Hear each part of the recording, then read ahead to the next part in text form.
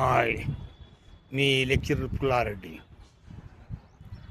గుర్తుకొస్తున్నాయి చిన్నతనములో నేను చదువుకున్న చదువుల గురించి మరలా మీకు చెప్పదలుచుకున్నాను.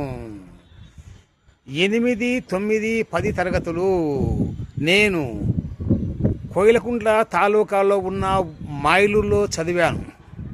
అక్కడ 8వ తరగతి చదివేటప్పుడు జయాంధ్ర ఉద్యమం వచ్చిన తర్వాత ఒక 3 నెలలు చదువుకొని ఇంటికి వచ్చాను. అప్పుడు హాజరైతే పాస్ కాబట్టి పాస్ చేశారంతే. మళ్ళా 9th క్లాస్లో పోయాను. 9th క్లాస్లో పోయినప్పుడు ఒక సంఘటన జరిగింది. ఏమిటంటే అది స్కూలుకు నేను ఉదయమే పోయాను. ఆ రోజు పోయిన తర్వాత ఊరుకుండకుండా నేను చిలిపి పనులు చేసినాను.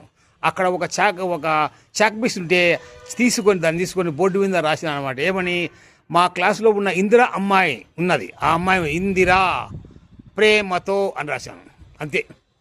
ఫస్ట్ పీరియడ్ ఇంగ్లీష్ సార్ వచ్చి చూసినాడు. చూసి ఎవర్రా రాసిన గాడిద కొడుకు విధవా అని గట్టిగా అడిచాడు. ఎవరు చెప్పలే, పాపం అంతా నిర్మాలంగా నేను భయపడి ఏం చెప్పలే. అప్పుడు అందరూ సాగు దెబ్బలు తిన్నారు. అందరినీ వరుసపెట్టి కొట్టాడు. నాకేం బాధ వేసింది, ఒరే చెత్త పొరపాటు చేశాను రా అనుకున్నాను. కానీ చెప్తే నన్నే కొడతాడు ఎక్కువ అని భయపడి ఏం చెప్పలేదు. అది జరిగిపోయింది.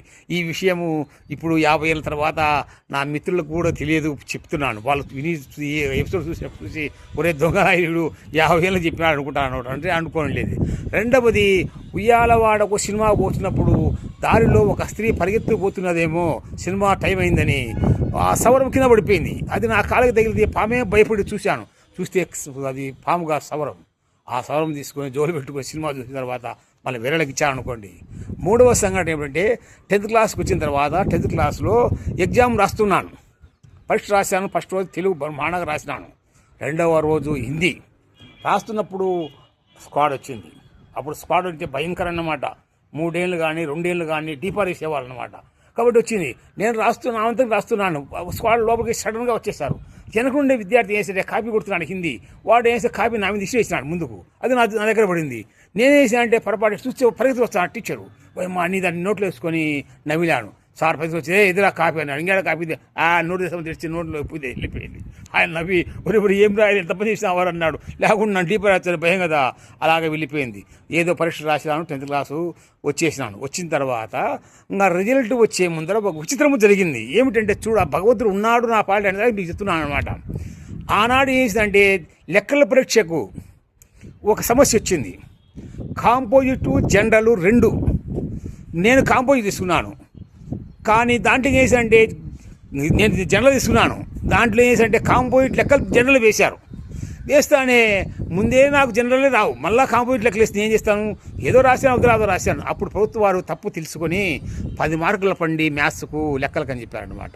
సరే అని 10 మార్కులు మళ్ళీ ఆలోచన చేస్తున్నారు. అలా కాకుండా అన్ని సబ్జెక్టులకు 10 మార్కుల పండి అన్నాడు. అప్పుడు చూడు అదృష్టం వచ్చిందో.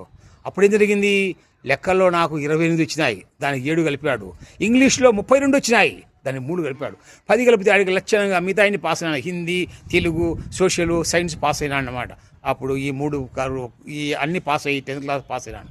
ఇంకా నాకు చదువుద్దు నాయన అనుకొని గమ్మన ఇంటికాడ ఉండి ఏదో ఇంటి పనులు చేసుకున్నాము, లేదు వ్యవసాయం చేసుకున్నాము, ఏదో పనులు చేస్తామని అంటే మా నాన్నగారు ఒరే చదువుద్దులేరా అని మానేసారు అన్నారు.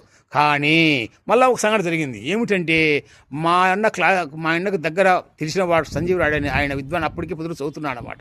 చదువుతుంటే అతన్ని అడిగాడు, ఏమి ఎట్లా విద్వాన్ అంటే ఏమిటంటే అక్కడ ఏం లేదు, ఒక పేపర్ సాంస్క్రిట్, మిగతా ఆయన తెలుగు పేపర్లే అన్నాడు. అంటే నాకు చెప్పాడు, ఏమిరా ఇట్లా ఒక పేపర్ సాంస్క్రిట్ అంట, మిగతా అంటే తెలుగు అంట, చదువుతామంటే అట్లయితే చదువుతాను. ఎందుకంటే అన్ని పేపర్లు ఇంగ్లీష్ లేకుండా, లెక్కలు లేకుండా, నాకు మ్యాథ్స్ లెక్కలు లేకుండా, నాకు ఇంగ్లీష్ లేకుంటే నేను చదువుతాను, అవే నాకు కష్టమయ్యేవి అని చెప్పాను. అంటే సరే అన్నాడు. పోయి చేరిన తర్వాత ఆ విద్వాన్ పరీక్ష రాసిన తర్వాత ఇంటికి వచ్చేసాను. బ్రహ్మాండంగా చదివినాను, బాగా చదివాను. పరీక్ష ఇంటికి వచ్చేసాను. ఇంటికి వచ్చిన తర్వాత ఏంటంటే రిజల్ట్ వచ్చాయన్నమాట. వస్తానని నాకంటే సీనియర్స్ లెటర్ రాశాను ఇంటికి. ఏమని, మీ వాడు ఫెయిల్ అయినాడు అని. నాకు అనుమానం. ఎందుకంటే నేను బాగా కష్టపడి బాగా చదివినాను, బాగా రాసినాను, ఎలా ఫెయిల్ అవుతానని. అయినా సరే నేను ఇంటికాడ తిడతా అంటే వాళ్ళని భరించలేక సరే ఫీజు కడతామని మా నాన్న అడిగితే, నీకేంటిగా చదువుగా, నీకు చదువు రాదు పాడు రాదు, ఇంటికాడ ఉండి వ్యవసాయం చేసుకో, లేదా ఆ పని పోయి పని అన్నాడు. అంటే సరే అనుకుని ఏం చదువు తిడతా అంటే మా అమ్మని అడిగితే మా అమ్మ ఆ నెయ్యి కాంచి లెక్క దాచిపెట్టుకునేదేమో ఇచ్చింది. ఆ లెక్క తీసుకొని వచ్చి ఆ పొద్దురుకు వచ్చి ప్రిన్సిపల్ రూమ్ కాడికి పోయి, సార్ నేను ఫీజు కడతాను సార్, నేను ఫైల్ అని అంటే ఆయన ఎవర్రా పిచ్చివాడా నువ్వు ఫెయిల్ అని చెప్పింది, చూడుపో ఫస్ట్ క్లాస్లో పాస్ అయినావు అని చెప్పాను అనమాట. అంటే చూస్తే ఫస్ట్ క్లాస్లో ఉంది. అప్పుడు మా యొక్క సీనియర్స్ని అడిగి ఏమయ్యా ఇట్లా చెప్పినారు లెటర్ రాసిన ఇంటికి మీరు ఆ ఇంటికాడ తిడతారంటే పెద్ద పెద్ద పొడంగి పడి పెద్ద పాస్ దావని మాకంటే పెద్ద క్లెవరా నువ్వేమన్నా మాకేలా ఫస్ట్ క్లాసు నీకెట్ వచ్చింది అన్నారు. వచ్చిందో నేను కష్టపడి రాసేది ఇట్లా అంటారు. సరే అని అప్పుడు ఆ ప్రభుత్వం కూడా నాకు ఆ యొక్క స్కాలర్షిప్ మంజూరు చేసింది. 350 రూపాయలు సంవత్సరానికి చూడండి. ఆ యొక్క స్కాలర్షిప్ వచ్చిన తర్వాత ఆనందంగా నేను మిగతా యొక్క 4 సంవత్సరాలు చదివాను. మిగతా విషయాలను జరిగేటి ఇంకా ఇది ఫస్ట్ ఇయర్ మాత్రమే, ఇంకా second year, third year, fourth year ఉంది కదా ఫైనల్ అందు, అప్పుడు జరిగిన విషయాలు మళ్ళీ ఒకటి చెప్పుకుంటూ వస్తాను. జై హింద్.